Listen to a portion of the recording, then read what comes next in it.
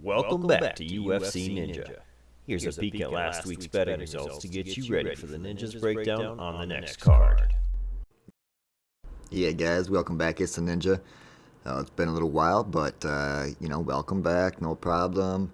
If we don't come back next week, well, we're back a different week. I got my producer back at home this week. I don't know if we got rained out from work or what, but, we've both been working hard outside up here. We got what's left of summer here before it's minus fucking 30 Fahrenheit.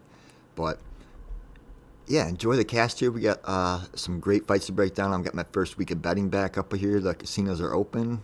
The cash is going to be flowing. And I broke down some of these fights, and I'm going to be betting on some of them. So good luck to you, and enjoy.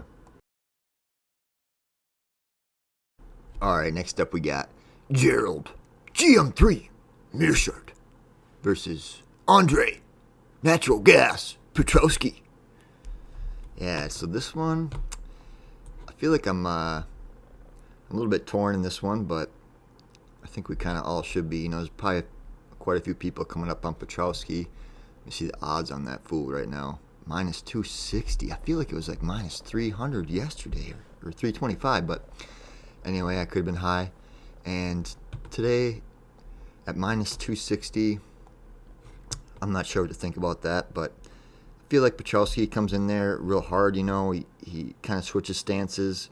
He throws big punches, but he doesn't really have a target in mind. He's just kind of aiming for the head or the body.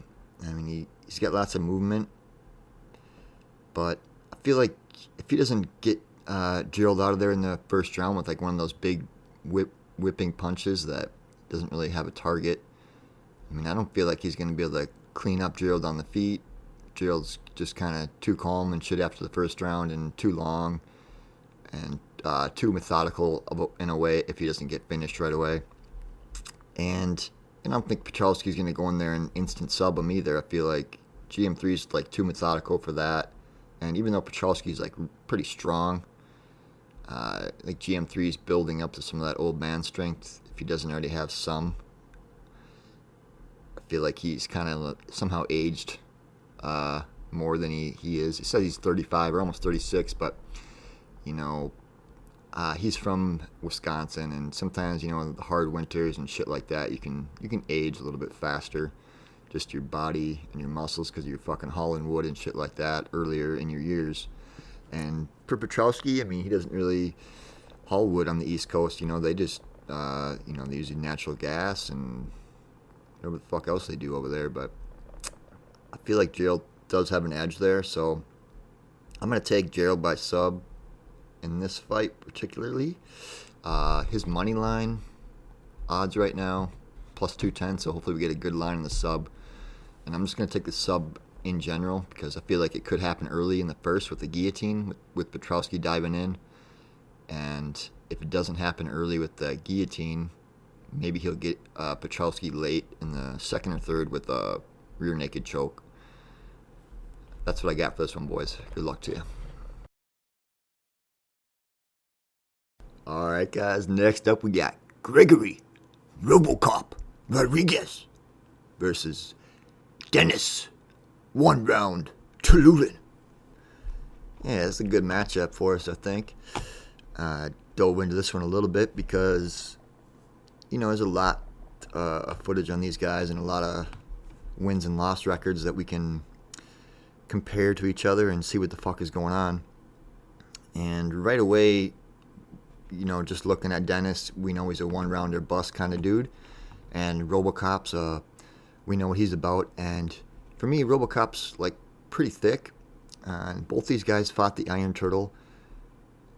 The Iron Turtle fucking destroyed Denis. And against RoboCop, the Turtle couldn't finish RoboCop on the feet, So, and on the ground, RoboCop was able to control the Iron Turtle. And, man, the Iron Turtle just whipped Denis's ass, man. So, that's MMA math, which doesn't work. But I'm not good at regular math, so that's why we're all here. And just looking at that alone is an issue because the type of dude the Iron Turtle is like a thicker type dude, just kind of like RoboCop, but not as tall, I'm pretty sure. And Tiuliulin's going to be a little shorter than RoboCop, but RoboCop's going to be thicker, in my opinion. He's just built as a different human being. And Tiuliulin just doesn't have the power on his punches after the first round to be able to rock or knock out like RoboCop after that. So after the first round, Denis is just a bag of shit. And I feel like RoboCop is going to clean him up after that.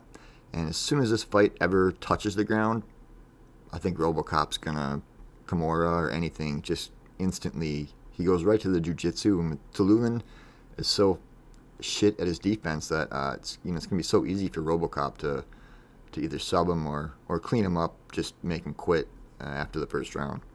I really want to bet RoboCop in the second round and just bet Denis by KO in the first round only. That's Denis' only chance, and he's such a quitter after round one that I feel like RoboCop won't let him go out of the second round, because RoboCop likes pushing forward, he likes getting to work. He's so used to his jiu-jitsu in his history that he's ready to clinch up here, he's ready to attack, he's ready to get the match going. And Tiuliulin, he gets close also when he's punching. Even in the first round, he likes backing his opponent down, getting close to him and picking him apart. And the thing is he gets so close and tries to fake and feint guys. Like, RoboCop's not like that. He's not going to be like what was that, Jamie Pickett, that Tiuliulin was able to pick apart, because RoboCop doesn't back up the same way, and number two, he's not going to let Tiuliulin play with him like that in a close to clinch position. And that's just kind of a 1 in a million fight. You give Denis another guy like that, like Pickett, and he'll do the same fucking shit. But for me, I got RoboCop pretty strongly in this one, but because RoboCop's been knocked out, only in the first round in the previous history, you got to give Tiuliulin just a small chance there. So I'm not going to go betting on RoboCop money line huge because of that reason, which sucks, but that's all right. We can still get a bet off here on RoboCop. And looking at my betting sheet, I guess I'll break it down in the bets section of the video, but obviously I'm leaning RoboCop and I'm hedging him with a round one of Denis, but we're not going to go real big on this fight just because of the options that both these fighters have to win. All right, good luck to your bets or thoughts on this one, boys. Okay, next up we got Chris All-American Weidman versus Brad, the Hawaiian Tavares. This fight, kind of a filler fight. Brad's 35, Weidman is 39, and I'm still pissed off at Weidman for beating Lyoto Machida. It was 9 years ago, and just a month ago. Also, it was in July, so, fuck Weidman for that. I'm still pissed, I remember that day I was out with a bunch of my friends at the bar. It was my birthday. We were going to watch the fights. I was super excited. I knew the girl that was at the bar. We knew the manager and the waitress. Had the shit fights were on for us. We had the table, everything was set up. And motherfucking Machida lost, man. It broke my heart. So, ever since, just don't like Weidman. I'm going to go with Brad here. Brad's from Hawaii. He's from the east coast of Oahu. I've been to Oahu and been out through the east coast. Used to drive home on that highway on the way to work. The way home from work. Take the long way home, scenic route. Pretty nice side of the island. Much better than the Max Holloway side of the island, which is the west side, the opposite side. And funny thing about the west side is that when I lived out there, you could not go to the west side. My buddy that I knew out there, that grew up out there, he would not let us go to the west side of the island. So we couldn't leave the west side of Honolulu. We couldn't even hop on the highway to go to the west side of the island. So where Max is from, I've never fucking seen it, man, because I probably wouldn't have made it out. And that's the difference between Max Holloway and Brad Tavares. that's why Max is a champ and Brad isn't, because Max has been fighting his whole life, man. That west side of the island is rough.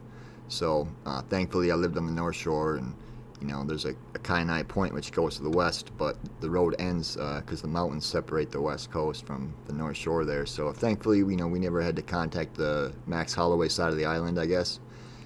And I have no interest in seeing it now that I know what's over there, which is lots of Hawaiians that like to fight and beat up Holly boys. So that's my thoughts on this one, boys. I'm going to go with Brad just because my hatred of Weidman. Good luck to you on your bets or thoughts on this one, though. I don't mean to make too much fun of it if you got money on it, so good luck to you.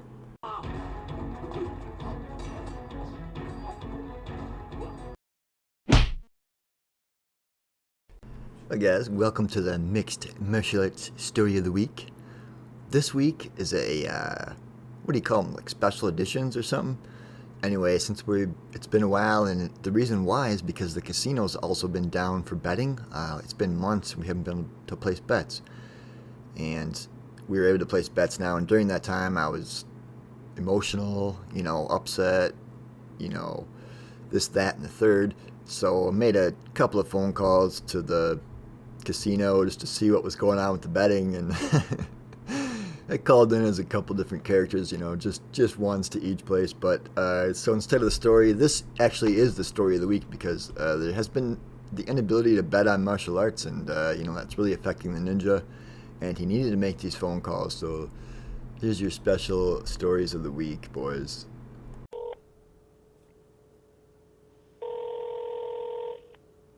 This is Daly. How may I help you? Hey, Daly, this is Graham. Yeah. Hey. I'm just calling about the sports book that you guys got up in there. The smoke pit, did you say? What, the sports betting? Oh, the sports betting. Yes, I'm sorry to say right now it's down due to we're switching companies that we are working with. We kind of had a little difficulties. Our sports bet had to go down, and so we decided that we're going to go with a different company to avoid that. Okay. So right now, I was last told, check with us towards the end of summer, and if it's going to be before or later than that, we'll announce it on our website. Okay, I see how that is then, because I've been going up there, and I got the cabin up there, and everybody comes up with the cabin up there, and we all gonna watch a sports game, and we all gonna go up to the casino there, and I've been checking, and I ain't seen nothing on it. Right, and that's due to that because we had some computer issues that we don't want to offer our guests. They think they're going to bet on a game, and then it doesn't. The betting doesn't go through.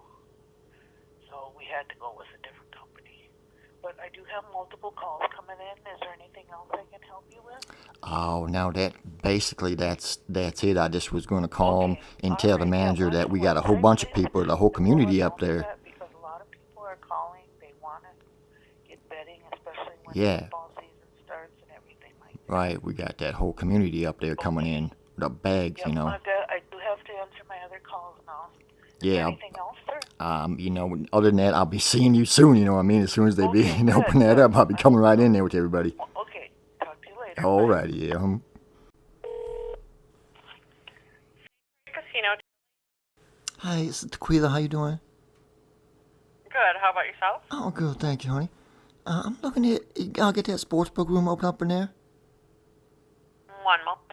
Players Club, how can I help you? Hey, you guys got that sportsbook open up in there? It's not open right now. They're upgrading the system, so it could be a little while yet. But they'll post it on our website when it is open. I've been checking it, and they ain't been posting nothing. Yeah, it's been closed for a while now. Okay. They will post it on our website and Facebook that when it's open. Man, We haven't heard a date when it's reopening yet. Man, ain't got nothing on that yet. Haven't heard anything yet, no. Man. Yeah, I've been looking at it, and I ain't seen nothing yet. Okay. Yep. If you want to check back with us, but it'll probably be a while yet. Okay. Yep. Thank you. Okay, yep, you're welcome.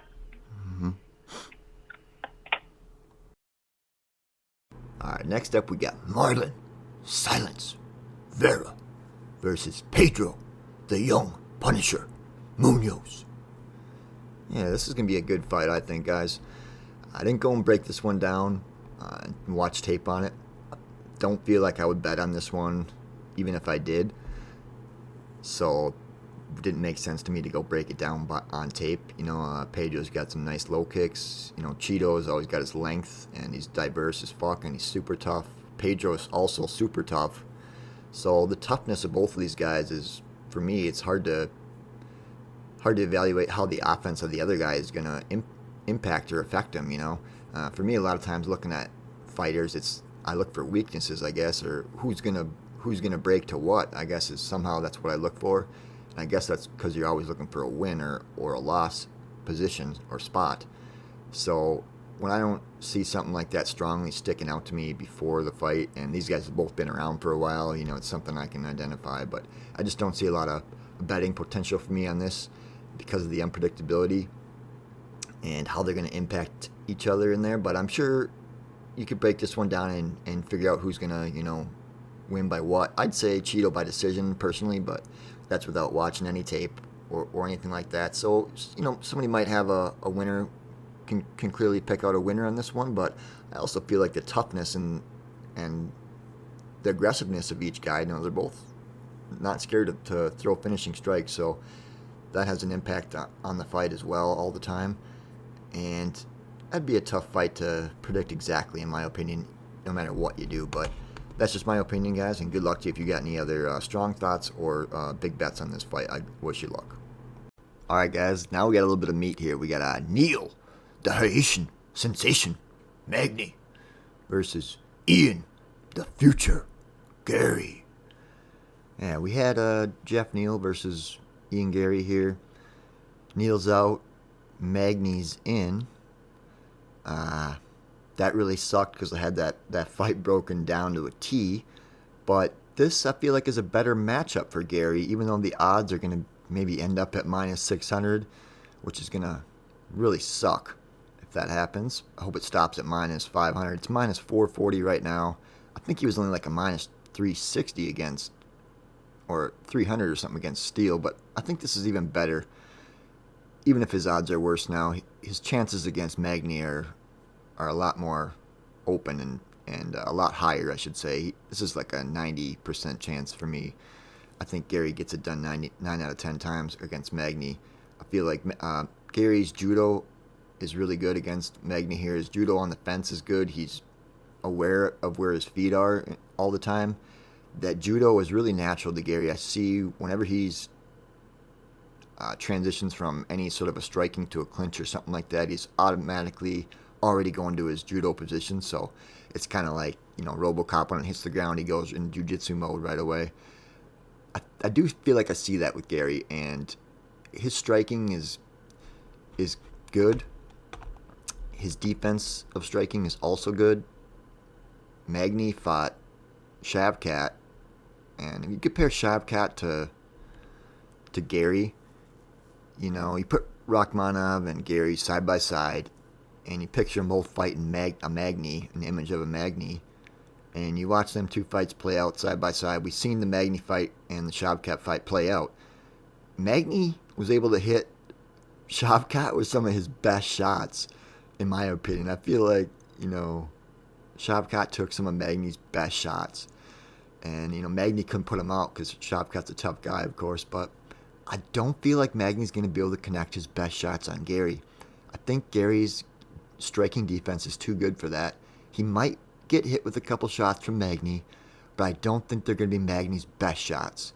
And with Garry's judo, his ability to do some control and get it to the ground and be on top in those positions, or sweep and get up, and Garry's control standing and punching, you know, he could easily take Magny out of here. with a ground and pound or TKO here, but he could also go to decision against Magny here. I feel like just emotion-wise, maybe, in the Discord, our AI sent us a little video of Garry in his car getting a phone call, that Jeff Neal was going to be out, and, he just kind of, you can see his emotional breakdown graph structure go through his head and body at the time. He's like, and he got over it within that 30 seconds, and he was okay, like, what's next? We're still fighting, right? We're fighting somebody, and I feel like, Garry was over that hump. He was really pumped for that fight. That was going to be a dangerous fight and a good fight for him, and so he's already got over that in that 30 seconds in the car, and he settled with his emotions, and he was ready to move on to the next fighter, so he's calm, cool, collected. And I just feel like part of that could lead to a decision here because he has respect for Magny for taking the fight in a subconscious way. But that's just some bullshit, and, Garry could just get the finish by TKO on him because the ref's got to stop the fight if he's punching him. Magny, even if he's not Garry's not trying to kill him, he's being somewhat nice. Magny's still going to not defend very well, and the ref will stop the fight. So I really got strong feelings for Garry here. I don't feel like there's a lot of ways he can lose, so I feel like he could win 9 out of 10 times, and we'll break down his bet, I guess, in the betting section, boys. But that's all I got on this one. Good luck to your thoughts or bets on this one, boys. All right, guys, main event, we got Aljamain Sterling versus Sugar Sean O'Malley. Funkmaster is right, dude's funky. Sugar is right, dude's fucking full of sugar. Always letting something out. Damn, Funkmaster's 34. Sugar is 28, almost 29. I didn't go and break tape down on this one, boys. The only thing I remember in the past is an interview that Sean had. I think actually it was after the Peter Yan fight and his last fight there, and they asked him about Aljo, and he wasn't super excited about it. And if you ask me, it sounds like maybe Aljo would get the better of him over time on the grappling and tire him out or whatnot. He didn't sound super confident, and he should have sounded confident. The dude always sounds confident when somebody asks him about something. All he said was it was an interesting fight. Well, I had my producer throw a clip of it in there, but Dana White said the winner would get a title fight. Do you expect that after this win over Petr Yan? Honestly, I really want to watch the fight back and decide after that. I don't know. We still got to see the fight after this. I think in this one, it might come down to Sterling dropping to his knees and trying to take O'Malley to a decision or a submission. So I'm going to stay away from this one just because of the high intensity of it and the unpredictability of it and the main eventness of it, but also because I'm not confident in either guy, and I'm not super locked in on that they're an all-around great fighter for me. So I'm not willing to bet on either guy personally, so that's why I'm staying away from it. So good luck to you guys if you got any bets or thoughts on this one, or they're in a parlay or something like that. But I would take Aljo if I was doing a long-ass parlay, which I probably will, since I'll be betting this week. But I'd say Aljo probably wins this one. And this is kind of the spot where Sugar hits his spot. He gets to go and, okay, now he's going to go train more grappling, blah, blah, blah. But he has been grappling. He's competed a little bit on Fight Pass there. I don't actually have Fight Pass yet, but seen some of that shit, come out. And pretty much all I got to say on this one, guys. Good luck to your bets, your thoughts on this one. And I'm just going to stay away from it. If not, throw Aljo in that long shot parlay. All right, you guys know what time it is. You can break down the kicks, you can break down the punches, you can break down the stats, but at the end of the day, you got to break down the bets. Yeah, I've been picking these apart for a week now. I did this research early so I could think about it. A couple fights did fall through there, but these bets this week, man, I'm looking at. I still got to talk to my mathematician, Warhorse. I haven't had a chance to get a hold of him yet, but I got to talk to him, make sure I'm making these hedges right. So when I'm looking at my bets, though, I'm looking at my first number one bet is RoboCop versus Tiuliulin the fight doesn't go the distance. I like that a lot. My second bet is going to be Ian Garry, a money line bet.